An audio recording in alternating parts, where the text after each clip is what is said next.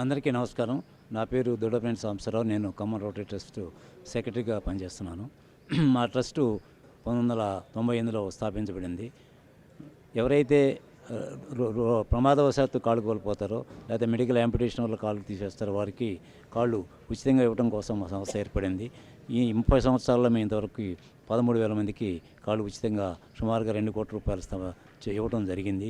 మా దగ్గరికి ఎవరు వచ్చినా సరే ఉచితంగా సర్వీస్ చేస్తూ మా అనేక సేవా సంస్థల ద్వారా మాకు సహాయం ఉంటుంది. ఆ సహాయంతోనే మేము అందరి పేద ప్రజలకు కూడా ఉచితంగా ఇస్తాము. మిగిలిన వివరాలను కూడా మా రంగారావు గారు చెప్పారు కాబట్టి అందరికీ ధన్యవాదాలు.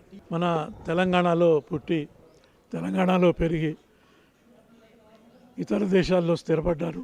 అక్కడితో నాకుండా అక్కడ కష్టపడి సంపాదించినటువంటి డబ్బుల్ని ఇక్కడ ఉన్నటువంటి విద్యార్థులకి, ఇక్కడ ఉన్నటువంటి వికలాంగులకి, ఇక్కడ ఉన్నటువంటి పేదలకి అవసరమైనటువంటి యొక్క సహకారాన్ని అందజేయాలనేటువంటి యొక్క సంకల్పంతో వారు ఇక్కడ కార్యక్రమాలను చేపట్టారు.